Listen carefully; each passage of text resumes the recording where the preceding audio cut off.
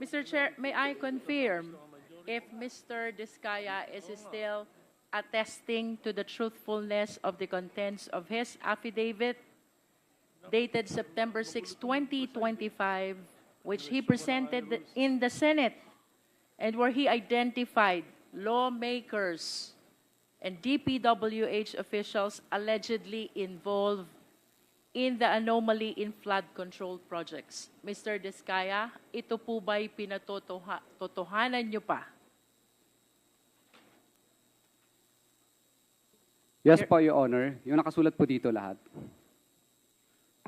Your narration of facts in your affidavit involves billions of pesos. Mr. Diskaya, significantly, under the law, if it is 50 million and below, the case is violation of Anti-Graft and Corrupt Practices Act. But if the case is more than 50 million, it constitutes violation of anti-plunder law. I want you to realize violation of anti-plunder law is punishable by life imprisonment and it is a no-bail offense. Which means if information will be filed by the Sandigan against you and your other co-accused during the entire period of hearing, kayo pong mag-asawa and the rest of the co-accused ay makukulong at mapapahiwalay sa inyong mga anak. Do you realize that? Your Honor, ano po, lahat po ng project po namin ay nakuha po namin sa public bidding. Mr. Chair, can we please direct the resource person to be responsive to the question? Please be responsive, Mr. Diskaya. Your Honor, lahat po ng project namin ay nakuha po namin sa public bidding. Mr. Chair, for the guidance of the resource person, I will repeat the question. Earlier, ang sabi po ni Mr. Diskaya, to this time ay pinatototohanan pa rin niya ang nilalaman ng kanyang sinumpaang salaysay. And I wish to remind him that that sinumpaang salaysay constitute an offense we call violation of anti-plunder law. Plunder, to distinguish the same from Anti-Graft and Corrupt Practices Act, Mr. Diskaya, is punishable by capital punishment, is a capital offense, punishable by life imprisonment, and is a no-bail offense. Which means, kung ang kaso po'y may isasampalaban sa inyong mag-asawa, kasama ang inyong mga co-accused, the entire period of hearing, kayo po'y nakakulong at mapapahiwalay po sa inyong mga anak. Yun po ba'y nare-realize nyo when you executed this sinumpaang salaysay? Mr. Diskaya? Your Honor, tatanungin ko lang po ang legal counsel ko. Mr. Chair, I don't understand that it seems that the resource person executed an affidavit without realizing the implications of the contents. Please respond, Mr. Diskaya.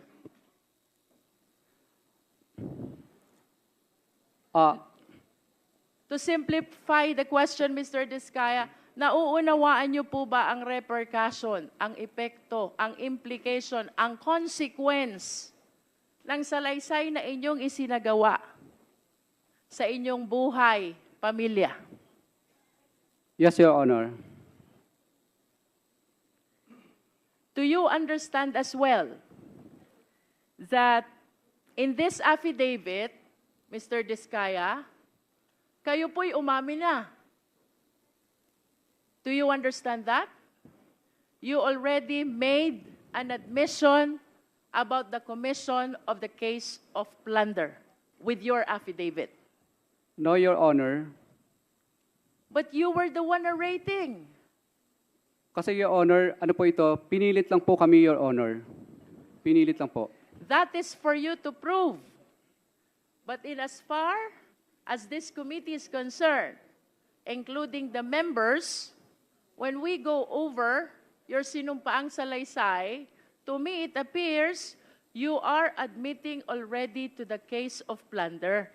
And the worst thing, Mr. Diskaya, among the lawmakers and the DPWH officials whom you identified, all of them denied.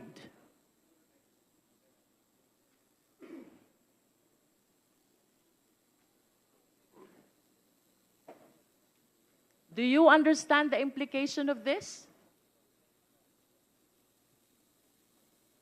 I asked the lawyer, attorney. Yes, please.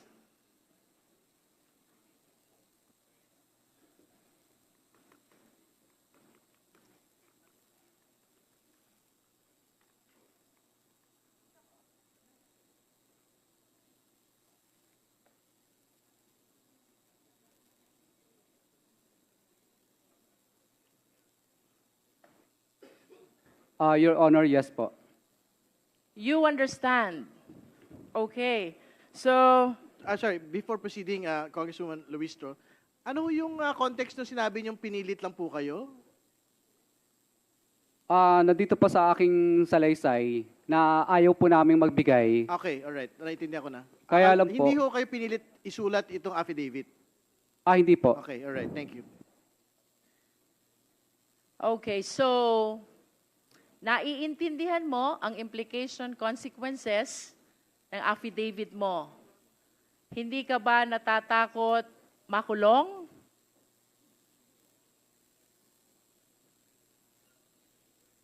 Natatakot, Your Honor. Hindi ka ba natatakot makulong ang asawa mo? Natatakot, Your Honor. Hindi ka ba natatakot na mapalayo kayong mag-asawa sa inyong mga anak? Natatakot, Your Honor. Then why? Kaya po Why did you execute this affidavit? Your Honor, mas natatakot po kasi kami sa buhay namin ngayon dahil kinukuyog na po kami ng taong bayan. Kaya po, nag-execute po kami ng affidavit na ito dahil 120 million Filipinos po ang parang gusto kaming patayin at kami na rin po ang pinag-uusapan sa mga misa ng simbahan. Opo, kaya po napilitan po ako, sa totoo lang po, napilitan lang po akong yung mga kamag-anak ko na gusto na nilang magsalita. Sapagkat po lumalabas na parang ang sama-sama po namin. Parang gusto kaming patayin ng buong 120 million na Pilipino. Kaya ngayon po, naisip po ng misis ko at ako po na mas mabuti pong yung mga pinangalanan na lang po namin dito ang maging kaaway namin at yun na lang po, alam namin po na ito lang po ang papatay sa amin, itong mga taong ito. Hindi po yung 120 Pilipino na gusto kaming katayin. At yung nangyayari po sa amin dito ngayon ay parang nakakahiya. Para kaming magnanakaw, samantalang hindi naman po kami nagnakaw. Napilitan lang po kaming gawin ang bagay na ito sapagkat mutual terminate nila ang mga project namin. Hindi kami pinasisingil. Road ride of way ang nangyayari po. Kaya po kami po ay isinigaw na lang po namin ito kasi namili po kami mag-asawa. Bulak, 1 kilong bulak o 1 kilong ginto. Ang pinili po namin, 1 kilong ginto. Dahil una, pareho lang naman siyang mabigat. Yung bulak at saka ginto, pareho siyang mabigat. Pero pinili po namin yung ginto. Kahit po kami mamatay bukas o papatayin po kami ng mga politikong iilang piraso na ito, alam po namin na may dangal po kaming mamamatay. Kaysa naman patayin po kami ng buong Pilipino sa Pilipinas. Na kahit saan po kami magpunta sa dulo ng Mindanao, Luzon at Visayas ay parang kaaway po namin lahat ng mga Pilipino. Samantala ngayon po, natatakot po kami sa buhay namin. Alam namin kung sino lang ang kaaway namin. Yung mga pinangalanan po namin dito, ito na lang po ang alam namin kaaway. Hindi po 120 million Pilipino po ang kaaway namin. Kaya sana po, pagbigyan niyo po sana kami kasi yung iba pong mga gusto pa pong mag-witness ng mga contractor, kung ako po ay inyong parurusahan po sa ginawa kong ito at ako po ay papagalitan po ninyo, wala na pong iba pang sisigaw ng mga contractor sa buong Pilipinas. Dahil una matatakot na sila kung ano po ang mangyayari sa akin Kasi ang mangyayari po, parang nagbibigay po tayo ng hudyat sa iba't ibang pang mga contractor na, hoy, tingnan nyo, ang nangyayari kay Curly at saka kay Sarah, tutulad ba kayo dyan para mag-star witness? Hindi na sila sisigaw, parang nagbibigay po tayo ng anyaya sa lahat ng mga tao na ang maging star witness. Mr. Chair, if I may interrupt our resource person, I wish to believe that you are not yet a witness, much less a state witness. And that reminds me as well of paragraph 33 of your affidavit. Who gave you the idea about state witness? Bali, ito po ay sinubukan po namin sapagkat kami po ang Please respond to the question, Mr. Diskaya. Tinanong ko rin po sa mga lawyers din po namin. What do you understand about becoming a state witness? Who decides for you to become a state witness? Presidente po at saka yung Senate po. I don't DOJ, think so, DOJ Mr. po. Diskaya. Mr. Chair, Becoming may a I state interject? witness is a decision that comes from the court and not from you. And there are requirements that we have to consider. If I may share this to the public, under the rules of court, to become a state witness, number one, the testimony must be, there must be an absolute necessity for the testimony. Number two, it can be corroborated. Number three, no other direct evidence. Number four, no previous conviction. And number five, the accused must appear as not the most guilty. Do you think with these requirements, the court will approve your application to become a state witness? Yes po, Your Honor. Do you appear as not most guilty? Yes po, Your Honor. But you have to realize nonetheless, Mr. Diskaya, it is not you who decide. It is the court who decides whether you will be admitted or not as a state witness. And if you are not admitted as state witness, definitely then you will be one of the co-accused. And with your admission that you made already in the Senate and before this committee, I think the offense of plunder is already established. That is why I wish to go back to the question. What made you decide to execute this affidavit, considering the very complicated consequences of your admission? Your Honor, I ask my counsel muna. Yes, please.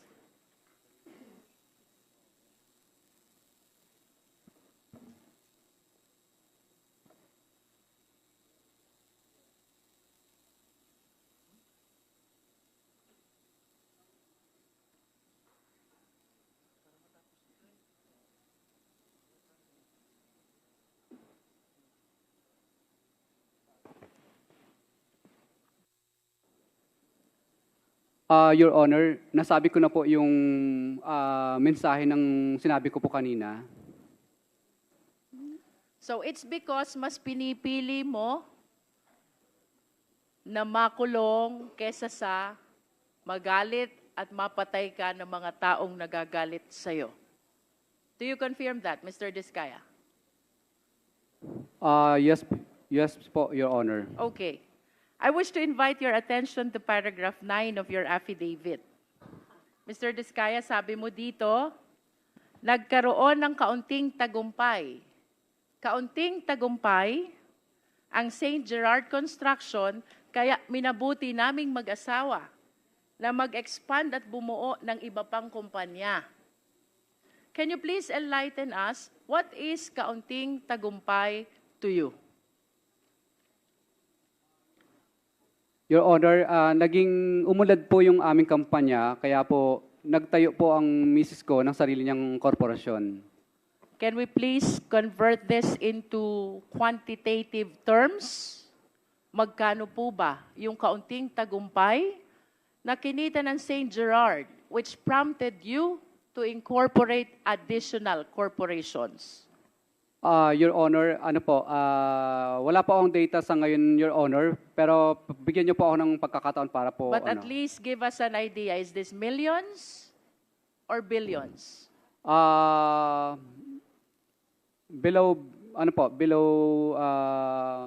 Lagpas lagpas 100 millions naman po. Lampas ng 100 million. Pero hindi lampas ng 1 billion. Your Honor, ano po ba yan? Revenue po o yung net profit? Revenue. Pag revenue po, billions po. Billions. How many billions? 1 billion more po, Your Honor. And 1 billion is kaunting tagumpay to you? Kasi, Your Honor, ano po yan? Revenue siya, hindi siya net profit. Nonetheless, 1 billion is a very huge amount. And you consider that as konting tagumpay? Yes Your or Hon- no? Your Honor, ano po ito? Parang terminology lang po itong salita na ito. I wish to invite your attention as well to paragraph 13. Ang sabi mo naman dito, hindi namin ginusto kailanman na mapasama sa ganitong sistema. Pero kailangan naming magpatuloy para sa pamilya at mga empleyado. Can you expound on this? Your Honor, ayaw naman po talaga namin mapasama sa ganitong klase ng sistema. Pero siyempre po, napipilitan lang po kaming magbigay sapagkat hindi po matutuloy ang project pag hindi po kami nagbigay. When you say napipilitan lang po kaming magbigay at hindi matutuloy ang project kapag hindi nagbigay, you are referring to the DPWH officials and some lawmakers you identified in your affidavit, yes or no? Yes, Your Honor. I see. So you want us to believe na kung wala itong mga taong pinangalanan mo, ay hindi ka magkakaroon ng mga kontrata mula sa DPWH. Is that what you wanted to say? No, Your Honor. Kasi sumasali po kami sa mga public bidding. Pag na-award na po yung project at saka nagkaroon ng notice to proceed, doon na po kami hinihingan. Hindi po ma-implement ang project or matatapos kung hindi po kami magbibigay. Yes, but you stated in your affidavit na pilitan ka lang. Yes, Your Honor, kasi hindi po namin gusto na magbigay. Hindi mo gustong magbigay, pero napipilitan kang magbigay sa mga pinangalanan mo dahil hindi ka magkakaroon ng hanap buhay. Tama o mali? Your Honor, kailangan po, Your Honor, kasi kung hindi po, Please do not change the context of your affidavit. We are educated people here. Mr. Diskaya, I just want it to come from you. Sabi mo, napilitan ka lang. What does that mean? Hindi mo gusto ang ginagawa mo, pero napilitan kang magbigay to be able to get a contract and have them implemented after the award. Tama o mali? Your Honor, hindi po. Awarded na po sa amin ng project. May notice to proceed na po. Pero, Okay, let me correct. Awarded ng project, napilitan kang magbigay, pero dahil kung hindi ka magbibigay, ika-cancel ang project. yes, Your Honor, or right of way problem o di kaya mutual termination po ang mangyayari. So, it means mawawala yung hanap buhay mo kung hindi ka magsasubmit dun sa system na sinasabi mo. Tama o mali? Hindi po matatapos ang project. Hindi po maumpisahan. Maka-cancel po. So that's precisely the point. Yun yung gusto mong sabihin sa affidavit mo. Napilitan ka lang mag-submit dun sa kanila, mga taong pinangalanan mo, dahil hindi ka makakaumpisa o makakatapos ng project. Did I say it right? Yes, Your Honor. All right. So would you agree with me if I would say that per your experience, kung walang DPWH officials at kung walang mga lawmakers na binanggit mo sa affidavit, walang hanap buhay etong mga construction company mo? Mas ano po, maganda po ang buhay. Ibig sabihin po, mas makakapaghanap buhay po kami. Pag I wala see. pong ganun. Opo. Kasi public bidding po ang mangyayari lagi. No. Please listen to the question. Ang sabi mo sa affidavit mo, napipilitan ka lang. Hindi mo gusto ang ginagawa mo. Pero kaya ka nagbibigay ay dahil hindi mo mai-implement ang project mo dahil ika-cancel nila. That is suffice to say that kung wala sila, wala kayong hanap buhay.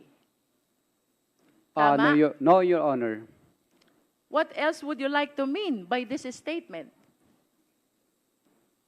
Your Honor, ibig ko pong sabihin dito, kung wala pong pumipigil na ma-implement namin ng tama ang project at hindi po makakancel o walang right of way project, malaya po kaming makakapag-implement ng proyekto po. Okay, but nonetheless, the reason why you are saying nagbibigay ka sa kanila ay para makatapos ka ng project mo. Tama ba yon? Dahil hindi po kami makakasingil at ipapamutual terminate po ang project kapag Precisely. hindi po kami sumunod sa kagustuhan nila. Pag hindi ka nakasingil, walang hanap buhay ang kumpanya nyo. Tama ba yon? Tama po. Okay. So, ibig sabihin, in as far as the period of time referred to in your affidavit is concerned, ang hanap buhay mo, ayon sa'yo, ay dahil pinapayagan ka, pinapatapos ka, at naiipa-implement sa'yo ang mga project mo sa pamamagitan ng mga taong pinangalanan mo. Correct? Your Honor, paulit nga po ulit ang tanong mo. May I be clarified first? Ano ho bang period of time or taon ang tinutukoy nyo when you executed this affidavit? Actually, ito pong affidavit ko na ito po ay related po sa programa po ni PBBM sa mga ghost project po. Kaya ko po ito... So if you are referring to the current administration, then this must be 2022 up to 2024 project, Mr. Diskaya. Tama ba yun? Yes po, Honor. Okay. Okay. So kaya mo natapos ang project is because nakipagkasundo ka sa mga taong pinangalanan mo sa affidavit mo. Hindi po ako nakipagkasundo, Your Honor. Napilitan lang po kami, Your Honor. Hindi po kami nakipagkasundo kasi ayaw po namin magbayad. Sa totoo lang, masarap po ang buhay namin. Mas malaki sana ang kikitain pa namin kung hindi po kami magbabayad. Ayaw po namin... Napilitan ka na makipagkasundo. Would that work for you? Yes, wala po kami magawa, Your Honor. Okay. Hindi po kami nakipagkasundo pala, Your Honor. Napilitan lang talaga. Nevertheless, you were able to collect the payment for the contracts because you wish to believe dahil nag-submit ka dun sa mga requirement nila. Yes po, Your Honor. Okay.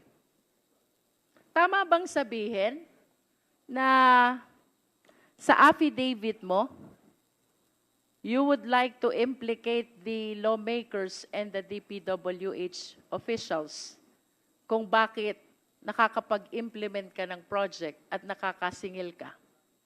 They are part of your business, Hindi po siya part ng aming business. operation at least. Hindi rin po, Your Honor. So how do you consider that? Your Honor, talagang, ano lang po, talagang pag nanalo na po kami sa bidding, public bidding po kasi yan, doon na po sila dumarating. Okay. So, what is clear, Mr. Diskaya? Hindi ka makakasingil kung wala sila. Do you agree to that? Yes po, Your Honor. Of course, because that is the content of your affidavit. Tama ba? Yes po, Your Honor. Kung wala sila, hindi ka makakasingil. Tama din ba yon? Yes po, Your Honor. Binaligtad lang natin yon, ha? Ibig sabihin, para makasingil ka, dapat nandiyan sila. Tama? Tama, Your Honor. Okay. Now, I wish to show you a graph of the revenue which you earned during your past operations. Secretariat, please.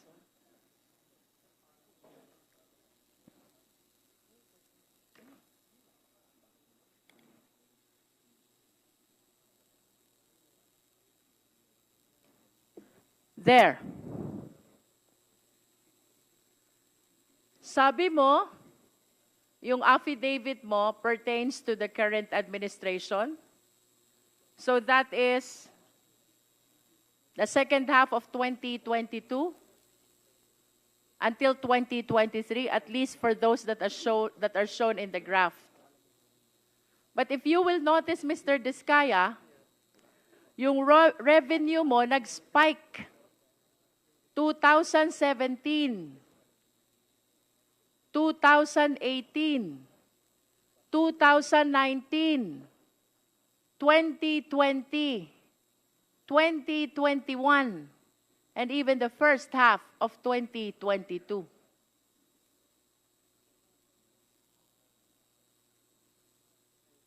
This only shows, Mr. Diskaya, that the revenue that you are generating during the former administration, 2016 to 2022, is bigger than the revenue that you are generating under the current administration. How can you explain this?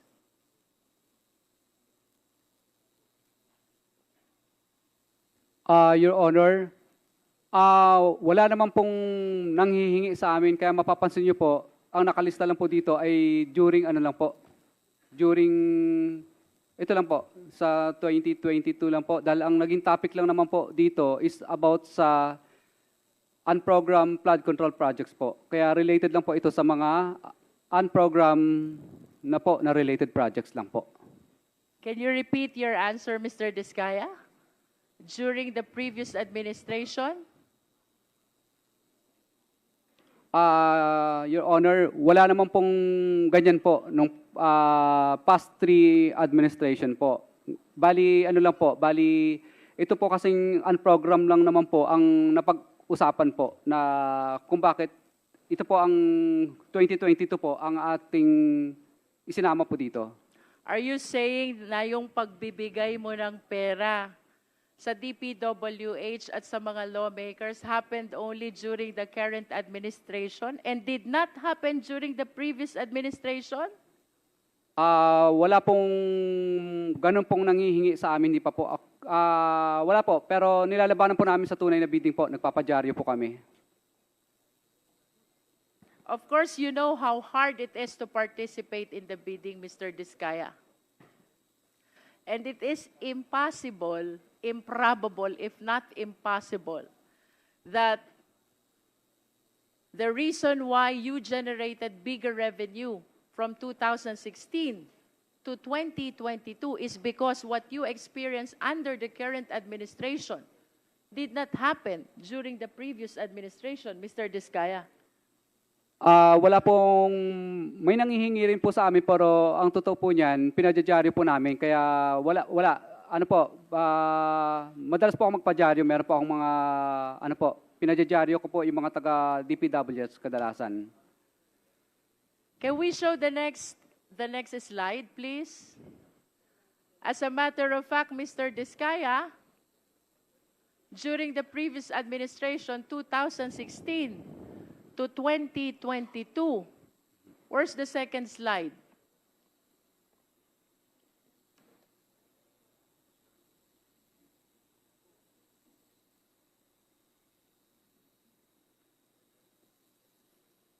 There. It shows that you are the top 1 contractor from July 2016 to December 2017. That's 1.5 years.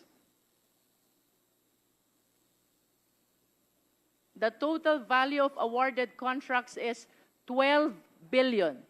Please explain to me.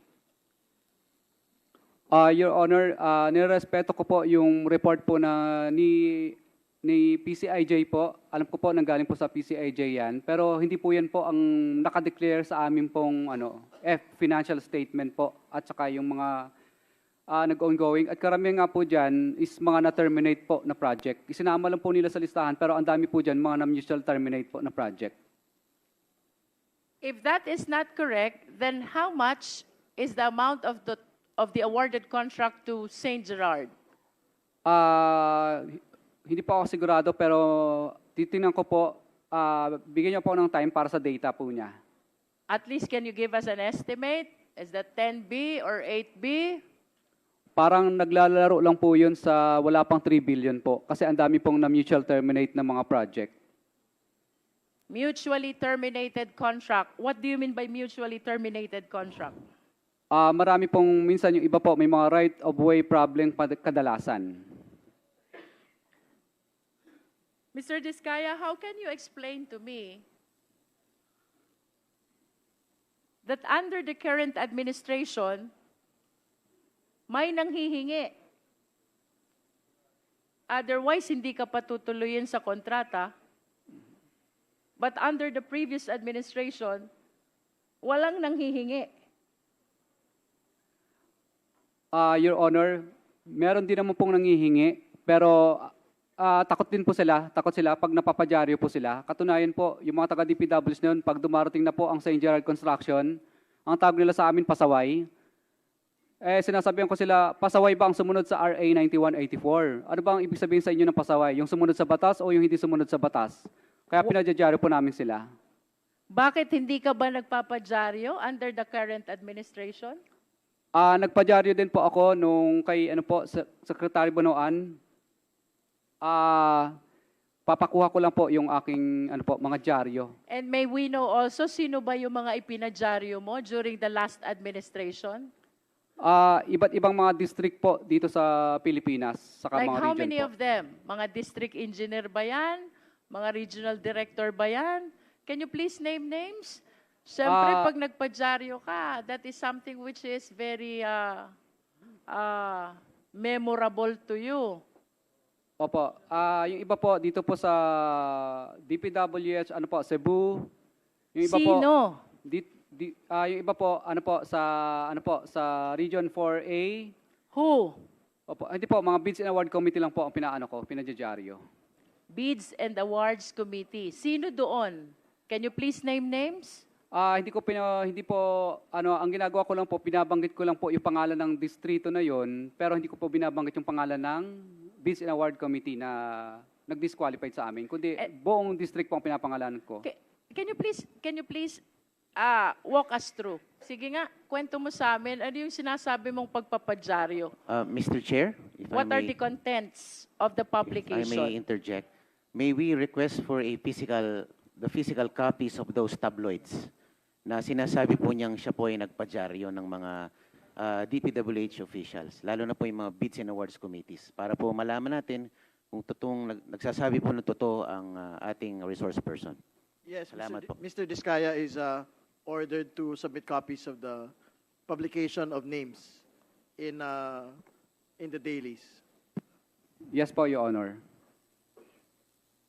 Mr. Diskaya, kindly continue explaining anong meron sa current administration compared to the past administration kung bakit, sabi mo, walang nanghihingi during the past administration. Your reason is, nagpapadyaryo ka noon. Ngayon ba, hindi ka nagpapadyaryo? Nagpapadyaryo din po, Your Honor. O balikan natin yung past. Ilang beses ka nagpadyaryo dun sa past administration? Marami din po. Sa bawat Can you please state the number? How many occasions na nagpadyaryo ka? Your Honor, marami-rami na rin po. Hindi ko na po masyadong maalala yung karamihan. Is it more than 10? More than 20? More than po, more than. More than 100? Hindi naman po. Your Honor, isasubmit ko na lang po yung mga na-recover ko But na give us an dyaryo. idea. Give us an idea. More than 20? More than 50 plus po yata yun. 50 50 plus. plus yung naipadyaryo mo. But you were saying, ang laman ng publication mo ay just the engineering office. You do not include the name. Can you please tell us? Dahil di ba nagpo-posting naman talaga kayo? Posting and bidding, during bidding, right? That's part of the requirement Yes po, under Your Honor. procurement law. Yes po, Your Honor. Anong laman ng publication pag pinadyaryo mo sila? Nasa front cover po lahat yung... What do you say? Anong nakalagay doon? Nakalagay po doon na yung pangalan po ng DPWs niyan na kami po ay disqualified sa bidding at humingi kami ng tulong kay Secretary Mark Villar dati noon. Humingi kami ng tulong kay Secretary Mercado rin po noon at humingi rin po kami ng tulong kay Secretary Bonoan din po. Is it not really one of the consequences of participating in the bidding that you can possibly be disqualified because of some requirements? What calls for publication kung na-disqualify ka? Your Honor, pag kami po ang nanalo sa bidding at pinipilit po kaming ipa-disqualify, doon lang po kami nagpapadyaryo. Pero pag hindi naman po kami nanalo sa bidding, hindi po kami nagpapadyaryo. Kasi talo naman talaga kami. And you honestly believe that that is the sole reason kung bakit yung na-experience mong panghihingi ngayon, ayon sa iyong salaysay, ay hindi mo na-experience noon? Yes po, Your Honor. Kasi That is the only reason? takot po sila pag nilalagay na po yung kanilang hatian doon sa dyaryo sa open letter. Is it not that dapat mas nagpadyaryo ka pa nga ngayon? Dahil sabi mo maraming nanghihingi sa'yo. Your Honor, kaya po ako naglakas loob na po ngayon na magsalita dahil kami po ay gustong tumulong po kay PBBM I po. understand, but prior to this time, Mr. Diskaya, kung noon, nasabi mo takot, palagi ka nagpapadyaryo, bakit hindi mo naisip yan? Why did you wait for the President to discover all the anomalous projects in Bulacan before you came out to the open? Your Honor, ilang beses po ako nagpadyaryo at nagsusumbong pa po ako kay Secretary Bonoan, pero mapapasin niyo po sa open letter ko doon na parang hindi po pinapansin ni Secretary Bonoan yung dyaryo ko kasi tabloid lang ang dating. Mr. Chair, Yes, please. quick interjection lang, Mr. Chair. Yes, please proceed, yes. Siguro we have to put it on record that some of the Kongs that were mentioned were not part of the 19th Congress. And That is correct. to add lang, Mr. Chair, hindi ka naman magkakaroon ng disqualification kung nagko-comply ka. Thank you. Yun lang, Mr. Chair. Mr. Chair, I just want to manifest that I really find it unbelievable how a simple publication can change entirely this system that he is alleging. Dahil lang sa pagpapadyaryo, his allegation na may nanghihingi under the current administration is entirely absent during the past administration. Mr. Diskaya? Your Honor, ang totoo po talaga dyan kung bakit po takot na takot po lahat ng mga contractor, hindi lang po kami. Kung kami nga pong mga malalaking contractor ay takot po, mas lalo na po yung mga maliit. Kasi po, Your Honor, nagkaroon po ang DPWs ang department order na kapag na-disqualified ka po ng 3 ulit, ay mabablacklist ka na po. So takot na takot po yung mga contractor na disqualified ng 3 times. Kasi ang department order po nila, 3 disqualification, i-recommend ka nila para ma-blacklist po. So takot po ang mga contractor na ma-blacklist ng 3 ulit kasi sigurado pong, ma-disqualified ng 3 ulit kasi sigurado mabablacklist po sila. Kaya ang ginagawa na lang po ng lahat ng contractor minsan, makisama na lang kasi mabablacklist po. Kasi yung mga taga-Biz and Award Committee po, gagawang kanila ng paraan para kahit tuldok sa kasalitang nagkamali ay disqualified ka na po. Are Kung you nagprotesta referring ka, to the previous or the current administration? Ngayon lang po kasi nauso yung yung department order na 3-strike policy na So you are referring to the current administration. Let me simplify my question, Mr. Diskaya. I'm about to Ah, conclude. Yes po, yes po. Kasi naghigpit po sila ng husto para po yung... Mr. Diskaya, if I may interrupt, I will simplify the question. Yes po, Your Honor. Would you like to say na sa current administration may nanghihingi, pero sa past administration walang nanghihingi? Your Honor, meron din naman po na may nanghihingi po. Pero hindi ganun kahigpit po. For example po, hindi uso ang 3-strike policy po noon. Na pag naka-disqualified po ang contractor na 3 ulit, mabablacklist na. Alright. With your admission na may nanghihingi din po, question, bakit hindi mo sinama doon sa affidavit mo? Your Honor, ano po yun? Hindi naman po naging successful yun. Kaya hindi ko na po... Nonetheless, may nanghingi pa rin. It's you who admitted. May nanghihingi din po during the past. You know why I'm asking you this line of questions? Because there is a principle in the law of evidence, falsus in uno, falsus in omnibus. False in one testimony is false in all testimonies. Bakit parang nagkaroon ka ng selective amnesia, Mr. Diskaya?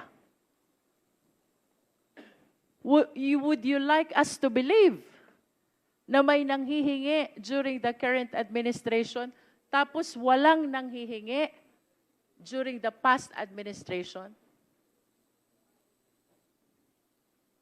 How would you even explain na during the past administration, top 1 contractor ka from PCIG data, and yet you are claiming walang nanghihingi unlike during the current administration? What I wish to point out, Mr. Diskaya, your affidavit is full of inconsistencies and lies. Your Honor, ang affidavit po na ito ay tungkol lang po sa pagsuporta po namin kay PBBM po. Kasi po, ang kanya pong finirash po sa TV nung nakaraan po ay report po tungkol sa mga unprogrammed po na project. Kaya dito lang po ang salaysay ko hanggang... Okay, then let me ask you, if you are saving your statement by claiming that you are pertaining only to what the President discovered as anomalous projects during his administration, let me ask you, sino yung mga nanghihingi during the past administration? Your Honor, ano lang po,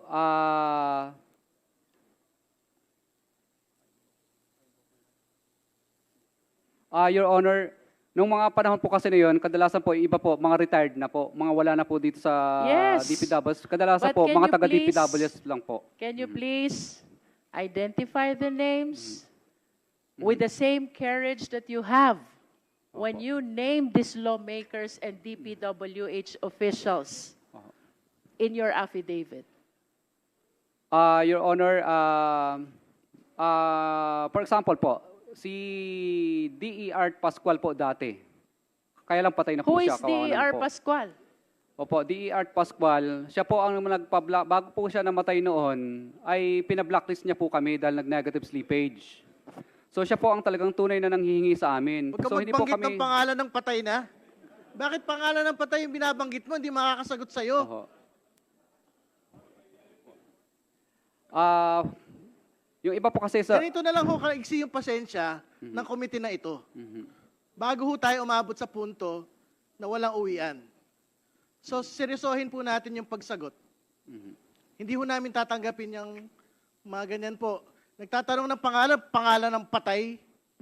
Hindi nyo na rinespeto yung tao. Your Honor, okay lang po ba yung data po, kasi wala pa sa akin yung iba pang mga Bigay ka data. ng bakit papel lang hinahanap? Oh, Yung laman ng utak mo hinahanap. Sino yung humingi ng pera? mula sa nagdaang gobyerno. Opo. Hindi mo kailangan ng papel para doon. Opo. Dati po sa ano po sa bandang Region 4A po noon, mga ano po, mga regional director naman O po kaya noon. magbigay ka ng pangalan. Po. Bali ano po si nakalimutan ko na yung pangalan.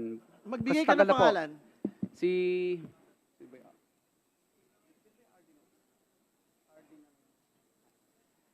basta RD po dati yun ng ano ng Region 4A po dati noon. Opo. Magbigay ka ng pangalan. Si RD kalimutan ko na. Hindi pa siya nagbigay ng... Magbigay ka ng pangalan ng hihingi nung nagdaang gobyerno. Opo. RD po ng ano yun, ng Region 4A po dati noon. Hindi ko lang po masyadong ma-mention kasi nasa isang papel ko po yun. Opo. Ano po yun? Anong taon? Kung hindi ako O sino nagkakamali, yung taga 4A? May taga 4A dito, di ba, RD? Sinong 4A ngayon? Kabisado niyo yung mga pangalan ng mga 4A na nauna? year ano po yun? Year 20, ano po yata? 2018? Something ganun po. 2018, 2019. Region 4A, Opo. RD. Opo. O sino yung 4A RD ngayon? Pumunta kayo rito. Sabihin niyo yung mga nagdaang RD.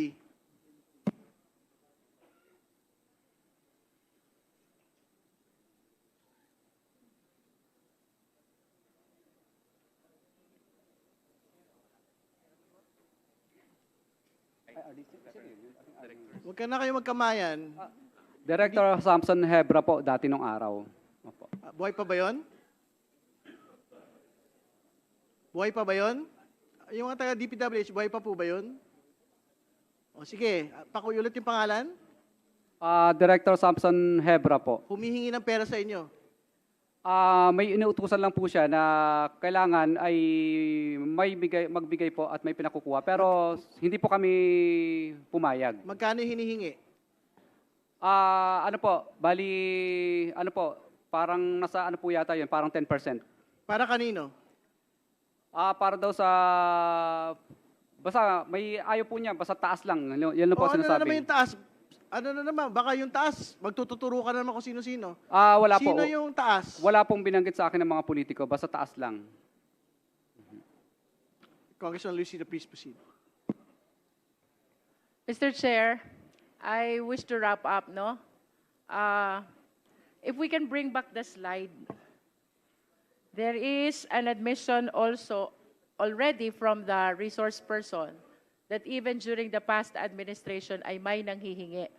However, it appears na he refused to disclose the names, unlike the way he did in his affidavit when he identified the alleged lawmakers and the DPWH officials. With that amount of awarded contract to Mr. Diskaya, that is 12 billion. Bagaman he is questioning the amount, no? I do not understand why a simple publication would make a difference between the previous and the current administration.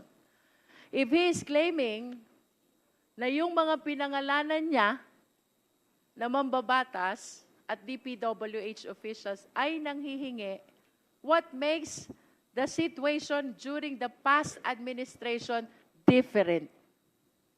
Bakit ayaw niyang pangalanan? When in fact, during the past administration, he is the top one contractor. I wish to ask, Mr. Chair, nagkaroon ba ng selective amnesia si Mr. Diskaya? Tanda niya yung mga nanghingi sa kanya during the current administration. Pero it seems he totally forgot already about the people who might have asked for the same requirement as well during the past administration when he ranked number 1 with regards to the biggest awarded contract among the contractors in the entire country, Mr. Chair. And I wish to remind our resource person, hindi pwedeng ang pagsasabi ng katotohanan ay selective lamang. When you take your oath to tell the truth, and nothing but the truth. You have to disclose everything. Hindi pwedeng ang i-disclose mo lang 23 up to 24. And then 2016 to 2022, nakalimutan mo na.